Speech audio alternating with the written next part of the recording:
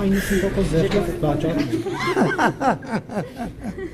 Լավ, ես շնորհավորում եմ Սերժ Սարգսյանին, որ տենց մեծ հաջողություն ունի։ Հույս ունեմ իր կենսագրության մեջ դա կնշի, որ մենք կորզեցինք խոստում։ Ես քանի ամիս է խոսում եմ դրա մասին։ Եվ եթե մի քիչ մտածեք եւ մտածեն, կիմանան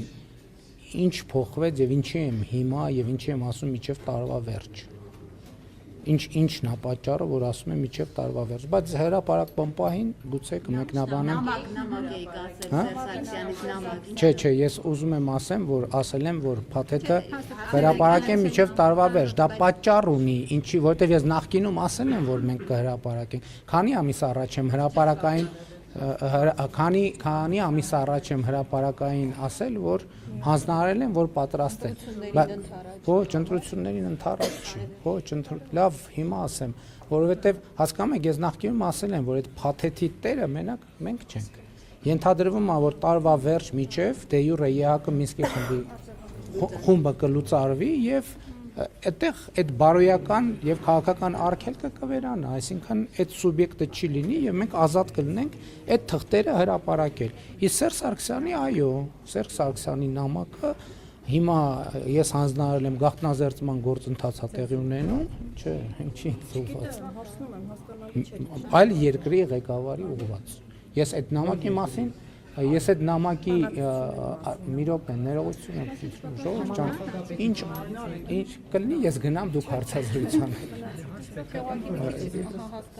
Դե հերթու կարգ պետք է լինի, չէ։ Հիմա չեմ կարող ասել, կհրապարակեմ կտեսնենք։ Իսկ ռոբոտը։ Հա, ռոբոտը դե ինչ ասեմ։ Հիմա գիտեք, ուշադիր նայեք, կտեսնենք, բայց ես ձեզ ուրիշ բան ասեմ։ Ես ձեզ ուրիշ բան ասեմ, հայ իմիջայլոց, ես քանի որ հրապարակային առաջարկել եմ, կարծում եմ անարդար կլինի, եթե նույն առաջարկը ձեզ չանեմ, չնայած երեք պաշտպանության նախարարի հետ խոսում էինք, որ պետք է այդ նույն առաջարկը ձեզ անեմ, որովհետև դուք տեսել եք, որ ես առաջարկել եմ, քանի որ շատ քննարկումներ կան, քննադատություններ կան, որ Հայաստանը պաշտպանության ծախսերը բան անում, կրճատում է, Հայաստանը զինաթափել է բանակը, էս արել են արել, ես լրագրողներին առաջարկում եմ առանց տեսախցիկների, առանց բանի, հա, նույնիսկ առանց գրիչների, եթե պայմանավորում ենք, որ ինֆորմացիան կոնֆիդենցիալ է, առանց հեռախոսների եւ եթե որևէ մեկը ստանձնի ցուցակ ձևավորի են լրագրողների, ովքեր պատրաստ են նաեւ հետագայում որևէ կոնֆիդենցիալության կանոնները պահել,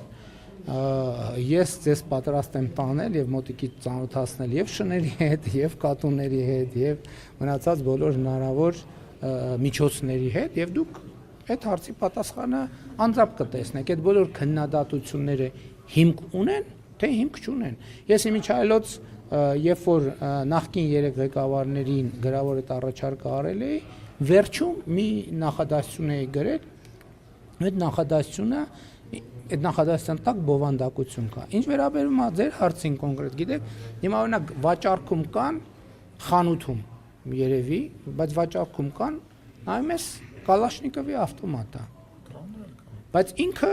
որսորդական զենք է, այսինքն ինքը ակոսափող զենք չի, որսորդական զենք է ազատ վաճառքում գտնվող։ Երբ որ հիմա մենք դա դնենք, նույն տրամաբանությամբ, եթե ես դնեի Կալաշնիկովի ավտոմատի նկար, որ մենք ձեռք ենք բերել, ինչ-որ մեկը կարող էր որսորդական խանութում ազատ վաճառքի մեջ, ընդ որում քանի տոկոս էր զեղչով այդ նկարը դնել, ասել դե տեսեք այդ։ Դե եւ նաեւ այդ է պատճառը, որ ես այս վերջերս հաճախ եմ առակած առաջինը մեջ բերում, որտեղ ասում է Մեսրոպ Մաշտոցի զուր չի թարգմանությունը սկսել այդտեղից եւ մենք դա ավելի հաճախ պետքա հիշենք, որի մեջ կա նաեւ այս արտահայտություն, որտեղ ասում է ընկալել խոսքի բարդ դարձվածքները։ Մենք երբեմն շատ հեռու ենք մնում դրանից, համեցեք։ Պարոն Փաշինյան, Սերժ Սարգսյանը իր վերջին հարցազրույցում նաև հայտարարել է, որ պատերազմի ժամանակ երկրորդ թե երրորդ օրը հստակ չեմ հիշում, Լևոն Տեր-Պետրոսյանը եւ Ռոբերտ Քոչարյանը ցանկություն են հայտնել մեկնել Մոսկվա բանակցությունների, բայց դուք չեք լիազորել նրանց, ընդ որում բանակցությունները պիտի կայանային ոչ թե Վլադիմիր Պուտինի մակարդակով, այլ Լավրովի, եւ ձեր պատասխանը եղել է հետեւյալը, որ առանց այն էլ ԱԳՆ-ն ամենօրյա մակարդակում այդ բանակցությունները տանում է։ Նախ կուզենամ անդրադառնալ այս խոսակցություններին, արդյոք եղել է նման խոսակցություն թե ոչ, եւ Ռոբերտ Քոչարյանը արդեն որևէ անգամ կասկածի տակ է դնում օգոստոսի 8-յան իրողությունները եւ խաղաղությունը, ասում է, որ դա մեկ անձի ցանկությունից եւ տրամադրությունից կախված փաստաթուղթ է եւ առաջարկում է երաշխավոր կողմերը ավելացնել, այսպես ասած Չինաստանը եւ Ռուսաստանը կարող են դառնալ երաշխավոր այդ երրակողմ պայմանագրին եւ մեկ հավելում են Ռոբերտ Քոչարյանը, որ 2026 թվականին հուսով է թուղթո գրիշ տայք գրեք, համ ոնց են 2026 թվականին հուսով է հայ ժողովուրդը այդ սխալը չի գործի, դուք չեք վերընտրվի եւ ինքը գալով հանրային համերաշխություն կիրականացնի, որովհետեւ իր բառերով ասած դուք չարեք ձեր իշխանությունը նույնպես։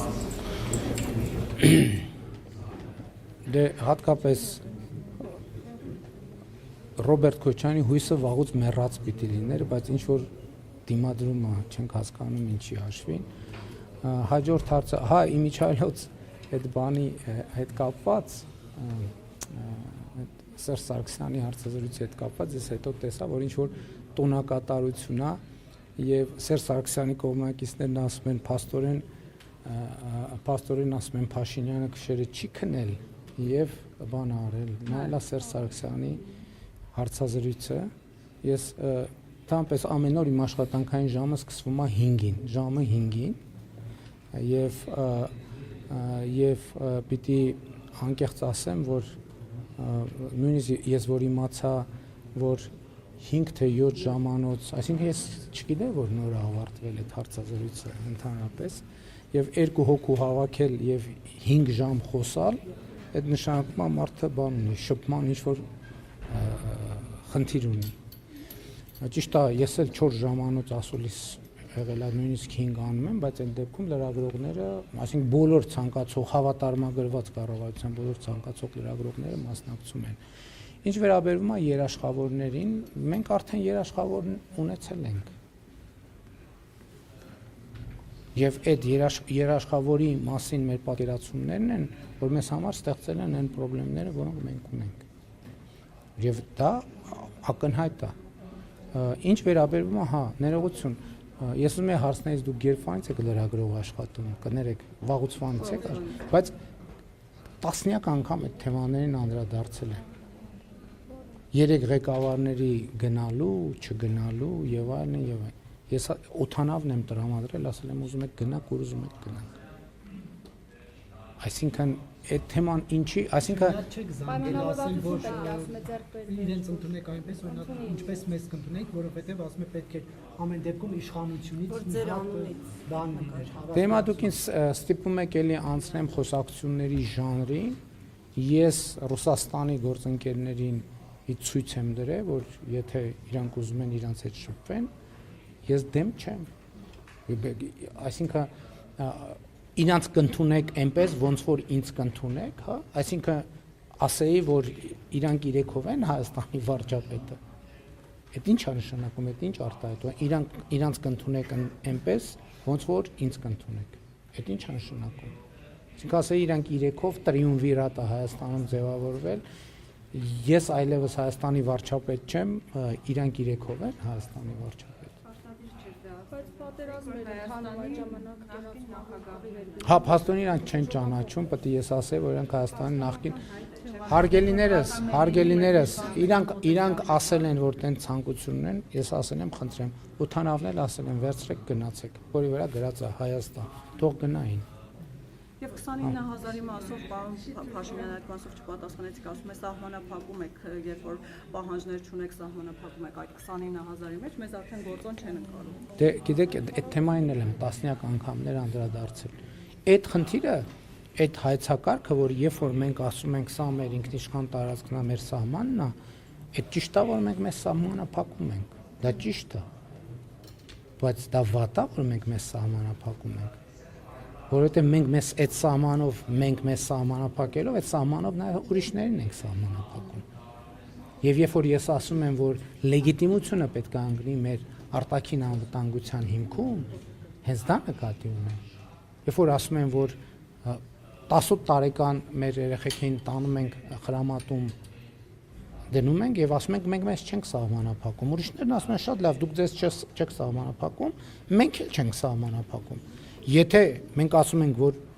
այստեղ սահման չկա, եւ հետեւաբար այդ սահմանը մեզ չի սահմանափակում, ուրիշներն էլ ասում են շատ լավ, եթե սահմանը ձեզ չի սահմանափակում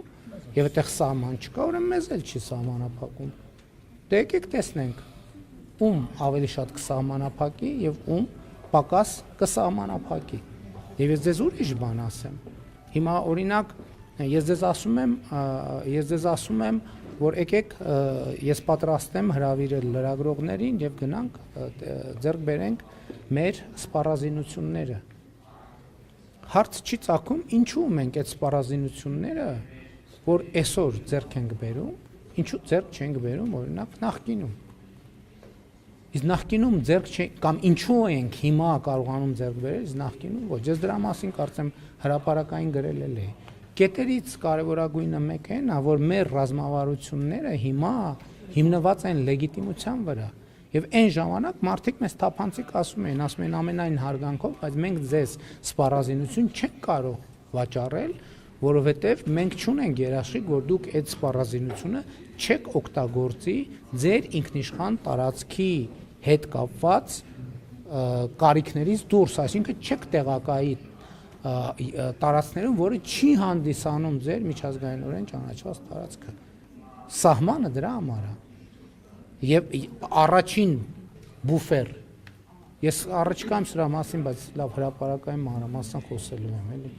չպատմեմ ամեն ինչ։ Վարչապետ իրար հաջորդելով հարցազրույցներ տվեցին Սերժ Սարգսյանը եւ Ռոբերտ Քոչարյանը, արդեն տեսել եք ձեզ մեղադրեցին Ղարաբաղը բանակցային գործընթացից դուրս թողնելու մեջ, պատերազմ հրահրելու մեջ, փոխ լրացնող էս իրար շարունակող հարցազրույցները ինչ միտում ունեն ձեզ։ Այդտենց բան են ասա։ Ես Ղարաբաղը ես դուրս եմ թողել բանակցային գործընթացից, հա, ասել եմ։ Բանակցային Հագուղի եք մտցրել։